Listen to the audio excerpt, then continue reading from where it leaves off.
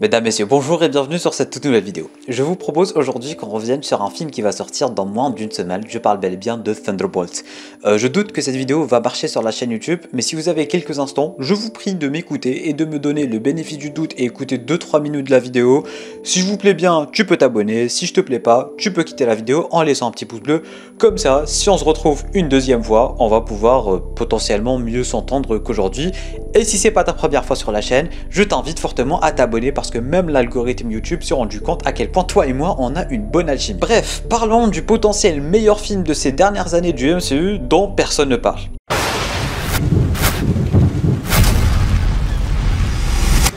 Ce qui m'a vraiment poussé à faire cette vidéo, c'est tout simplement le fait de voir que les gens en ont totalement rien à battre du film Thunderbolt, étant le film qui va potentiellement sauver le MCU. Bon, je fais pas partie des personnes qui à chaque fois te sortent « Ah, le MCU est mort, il est sauvé, MCU est mort, il est de retour, il est mort, il est de retour », parce qu'ils font ça à chaque fois depuis Avengers Endgame et ça me gaffe. Vraiment, moi je suis juste là pour te dire à quel point le film a l'air vraiment magnifique, à quel point ça va être un film qui va enfin faire sortir Marvel de sa zone de confort, qui va faire plaisir aux fans, mais tout le monde s'en fout pour la simple et bonne raison que... Bah je comprends pas en fait. Bon, peut-être que c'est parce que Marvel Studios ont fait tellement d'erreurs que tout le monde en a marre, mais écoutez bien cette vidéo jusqu'à la fin, il y a un monde où ça va vraiment vous intéresser. Pour moi, une des raisons principales qui fait que les derniers films de Marvel Studios ne marchent pas, c'est tout simplement que c'est des films bâclés. Voilà, c'est aussi simple que ça, c'est aussi con que ça, mais c'est réel.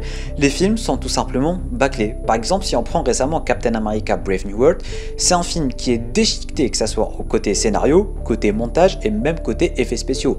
On en a marre des films déchiquetés qui sont faits juste pour être faits. Le film Captain America, pour moi, il aurait même pas dû exister parce que c'est un film qui est fait juste pour... je vois pas la raison en fait. J'ai l'impression que ces dernières années, Marvel Studios c'est un peu devenu du film en chaîne, tu vois, c'est devenu un peu le McDonald's des films, c'est un peu un Quick des films, en mode on balance des films, qualité ou pas, on en a rien à battre. Désolé mais McDo c'est surcoté à mort. Mais en revanche, si tu vas aller manger un burger avec du vrai pain, de la vraie viande, du vrai fromage, tu vas beaucoup mieux apprécier et tu vas dire pourquoi j'ai pas connu ça, pourquoi je suis tout le temps chez McDo. Tu vois pas ce que je veux dire ou pas? Bon d'accord, je l'ai cherché un peu loin celle-ci. Et vous l'aurez compris, McDo c'est Captain America et les récents films Marvel, et Thunderbolt c'est le restaurant qui n'est pas forcément très connu mais qui utilise de la bonne viande, de la bonne pain, enfin de la bonne viande, du bon pain et du bon fromage. Pourquoi me direz-vous? Je sais pas si vous avez remarqué mais récemment les derniers films Marvel, ils sont quasiment déjà tous tournés sur fond vert. Ils sont toujours tournés en studio et ça se remarque énormément avec Captain America Brave New World. Il n'y a aucun plan qui est réel, aucun plan qui fait réaliste. Même quand ils sont dehors, ils ne sont pas dehors et ça se ressent et c'est moche. C'est archi moche, ça fait mal aux yeux et ça te fait sortir du film ainsi que de son contexte. Sans oublier bien évidemment la cinématographie, la colorimétrie et le traitement de l'image de ces derniers films Marvel qui est vraiment dégueulasse. T'as l'impression de regarder un film juste pour regarder un film. En fait, des courts-métrages YouTube peuvent faire mieux, des personnes qui n'ont pas de matériel peuvent faire mieux, moi je peux faire mieux avec mon téléphone. Tu vois, c'est pas compliqué de faire vraiment une belle image, c'est pas compliqué de faire vraiment de beaux plans, ce qui n'est clairement pas le cas des derniers films Marvel. En revanche, le film Thunderbolt va totalement détruire cette routine des films Marvel Studios pour la simple et bonne raison que énormément de scènes dans ce film ont été tournées dehors, à l'extérieur, et ça pour le coup, c'est déjà une très bonne chose. D'ailleurs, dans le trailer, il y a une scène où on a Yelena qui est en train de sauter d'un bâtiment. Dites-vous que cette scène a été réellement tournée dans des conditions réelles. Le réalisateur voulait vraiment faire un truc différent de ce qu'on a l'habitude de voir dans le MCU. Et pour le coup, Kevin Feige avait dit non, on fait ça en studio. Le réalisateur, il a dit non, je fais ça pour de vrai. Et du coup, oui, l'actrice Florence Pugh a directement sauté d'un vrai building, du deuxième plus grand building de la planète, tout simplement. Et ça, ça donne de l'espoir. Vraiment, déjà, le fait que ça tourne dans de vrais environnements, qu'on n'est pas sur des fonds verts et des fonds verts partout, même quand c'est des trucs tout cons, même quand on était dans un jardin, même quand on était à New York récemment avec Spider-Man No Way Home. Bon, je dis récemment, mais c'était quand même il y a 3-4 ans. Mais vous voyez ce que je veux dire, même quand il y a des plans les plus basiques du monde, un jardin, New York, une ville, c'est des fonds verts. Et il y en a marre de ces derniers en fait. Mais Thunderbolt va bel et bien casser toute cette routine et du coup beaucoup de scènes vont être tournées dans la vraie vie et ça fait plaisir.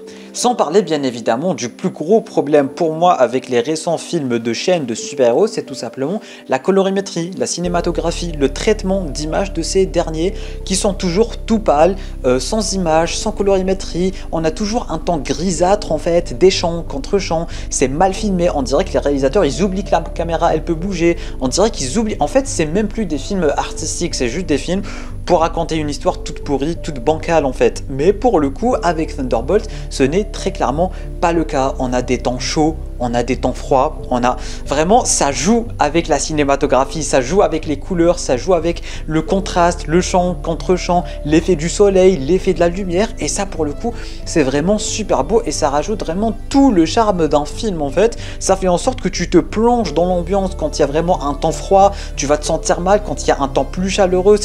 Ça joue sur ça avec Thunderbolt et ça se remarque directement sur les trailers qu'on n'est pas sur un film Marvel Studios où c'est tout le temps grisâtre avec des fonds verts et tout. Vraiment, chaque plan est beau. Tu peux mettre pause à chaque plan, c'est beau, c'est bien traité, l'image est bien traitée et c'est bien colorié et c'est ça qu'on veut en fait. Du coup, voilà, ça c'est en ce qui concerne vraiment le côté image, CGI, colorimétrie, machin, machin et machin. Parlons maintenant de l'histoire. Ce qui emballe pas forcément beaucoup de gens, j'ai l'impression, c'est tout simplement le fait que les personnages sont un peu tirés d'un peu partout et 90% des personnages sont tirés de Black Widow qui a été un flop entre guillemets. Je parle bel et bien de Red Guardian, de Yelena et tout, et Yelena qui est d'ailleurs la tête d'affiche du film. J'aurais aimé que ça soit Bucky quand même parce que on le voit pas souvent en tant que tête d'affiche, il est souvent là dans la com et tout, mais c'est pas forcément la tête d'affiche du film.